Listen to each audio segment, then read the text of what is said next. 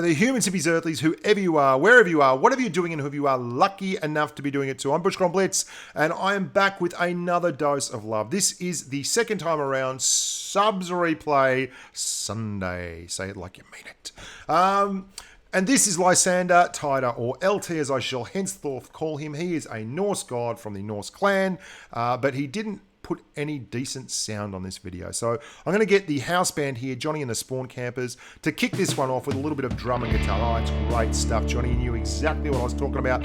Really love the way you came in there at the right moment. What a great live gig you are. For anyone who wants to see Johnny and the Spawn Campers, bad luck, he doesn't exist. Now, this is a great map. Himmelsdorf, the flattest railroad the world's ever seen, and it's not really a map that's synonymous with light tank gameplay. In fact, if you were going to pick a tank to drive on this map, it probably wouldn't be a light. It would be a nice big heavy or a big TD or even a medium that's got some good armour. Thankfully for Lysander, that's not an issue in the VK2801 because pound for pound, the 2801 is possibly the most terrifying thing to ever be unleashed upon the Blitz public. It's a continuing source of mystery and joy to me that they haven't nerfed it. Yet they've taken the poor old unsuspecting SP1C out the back to the woodshed and said, hey, come and have a look at this table I made earlier, and then kicked 7 shades of tripe out of it by nerfing its heat penetration down from 250 to 200. What are you going to do? Well, you're probably going to keep driving the VK2801 because it knocks the socks off everything in front of it. One of the few tanks you don't want to come across driving the VK2801 is the Sherman Jumbo. And that's exactly what LT has found in front of him here. And he does what I consider an absolute must-do when driving in front of the Jumbo, which is shoot it a couple of times and bugger off in a different direction. And this is a much more tenable situation for him because he's come across the soft end of a Wolverine. And everyone knows if you're going to have an argument with a Tier 5 TD, the best place you can have it is from behind with its gun pointing in the other direction. Like all good light tank drivers, he's not hanging around to argue the toss with the monster coming from the back door. He is pushing and pushing, and he's going to turn around and play Wall of Tanks Not Fair by bringing a friend to the party. And there's now going to be 2 of them both on Jumbo, and that will make short work of my good mate 74, Bat Boy 74. You gotta love the names. I don't know what they mean either. Geez, Johnny and the Spawn Campers are getting a little bit discordant now. I'm probably regretting my choice of music. It's a little bit down, it's a little bit mundane, and it's not really picking up the pace in the way I was hoping it would. That will teach me for just whacking the first bit of music I could find in our Final Cut Pro on. Here we go. The KV1 is facing the wrong direction, and of course that earns him a bounce off his butt, which is absolutely hilarious considering his armour could not have been in a worse position. LT's pushing up here, and he's doing the right thing because there's only 3 of them left, and he's going to get that KV1 again. The KV1, realising he's in a little bit of a no-win situation, is going to push around again. The rest of the team has done the business, but they're not really taking out the big dogs, namely the T150, the KV1. They're both still there, and you can see just behind that T150 is someone who is going to be a little bit of trouble if he's not looked after in the very near future. Oh yeah, the Fury. It's Brad Pitt's tank. He's driving it again, and it is looking dangerous.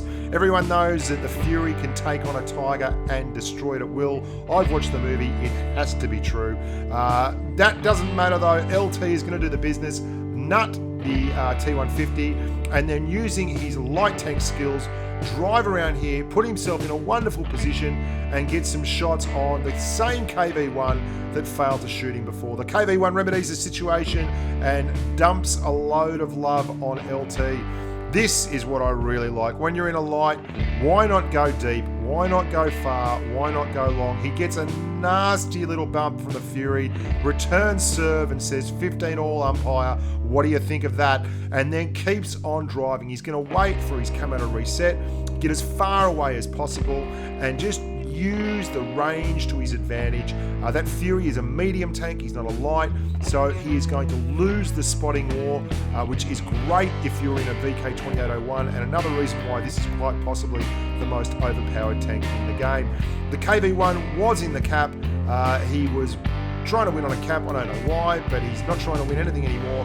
Player 4549323102. Your reputation as a unicorn precedes you. However, it has not shown itself to be true in this instance. The VK2801 is now just going to nut this Fury. If you could do any time now, LT would be great. Just come on, mate. Come on. Get him done. There you go. Lovely 4 kill. The boy from Norway doing the business. He's moving on up to the big leads. Tier 7 awaits. And that is a win for a light tank on the Dwarf. In fact, it's a pretty bloody good carry on the Dwarf. High caliber award and a first class mastery. And you can see a lot of the other fellas in the team didn't quite live up to the high expectations that we had coming into the game. Moving right along, I'm going to be talking to my mate Mojo, and you know what, Johnny, that's enough. Johnny and the Spawn Campers, no more. Tone it down, mate. Tone it down. No one likes your music. You're terrible. You're terrible. Stop playing. Good. Mojo. My good mate Mojo, he's from New Zealand. He likes the All Blacks. Don't hold it against him. He's just a bandwagoner. They always go for the teams that win a lot in New Zealand. That's why they go for the All Blacks. But despite the fact that he's got a great rugby team, can play the piano, and one of my missus' girlfriends who saw a picture of him thinks he's hot diggity dog, he has horrible taste in camouflage. I don't know what it is about T110E4 drivers. I reckon they're all colourblind and they wear hot pink pants all the time during the day. But whatever the case may be, this is still a grand old game. Mojo in what is commonly referred to as the Bushka spot. So called because, gee, I camped up a lot of videos down here in the early days, and I actually did a bit of a Castilla Positions of Power. I think I included this one in. This is one of my favourite spots on Castilla, as it's apparently pronounced. And the reason being that you can control a lot of the map from here. As long as you have people controlling the left-hand side around the church there, and you don't get backdoored by any fast-moving mediums, you can really put up the nasty end of the stick from this position here. And that 183... oh, look at that Mojo. Beautiful angling. Takes one on the track. He's now put 3 shots out, which is an awful lot of damage this early in the game. And he's about to put a 4th right into the track of this E100. Gives him a chance for a shot, but he's now faced with a very, very worrying situation. There is a ginormous FV183 who's got a gun bigger than Quo Vadis' horse about to pop around that corner, and if he sees the side of Mojo, he will get absolutely #deleted.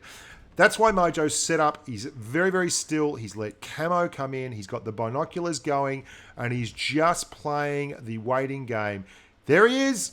Don't move, Mojo. And we have our first kill of the day. And Mojo has some very important words of wisdom to share there with the team. Stop dying. Stop dying, guys. You're doing it wrong. Mojo has told you. God, he's a sassy young New Zealander.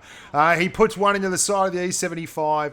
He's now had a whole hell of a lot of shots, and all he's done is taken some damage to the Duco on the old T110E4. But look to your left, my friend, because there is an E100. He's had enough of your rubbish, and he's coming up to sort things out. Mano e mano. The only problem is Mojo is under no flank pressure whatsoever. There's a 215B floating around the top somewhere. In fact, he's moved along. There's an E75 there. There's an E100 there. And none of it is on his flank. And that means that he gets to really pick and choose his shots. And rather than sit around here and wait, he's looked at the mini-map and he knows that there is no one left to fear. He can see every single red tank that's left on the radar. He's just going to waltz around the back and see who's got the best 150mm gun. And the E100 has seen him. He's turning, and Mojo's gone out sideways but has paid absolutely no price for driving it like a llama. And Doc Godeye is no more. That Waffle Tractor's coming. I see Waffle Tractor. I see HE. That's exactly what Mojo sees, and he preps the dose of love. Unfortunately, though, the other Waffle Tractor already did it. And he apologises and says sorry. I'm not sure what he's apologising for. It might be for the All Blacks' continued dominance of the Wallabies. And, well, he should apologise because it's just not cricket. In fact, it's rugby, and I'm sick of you winning World Cups, Mojo, you grub. There's a very, very lucky Waffle Tractor. Gets a roll, 640 average alpha with a 150, and he rolls him to 16. Get out of town.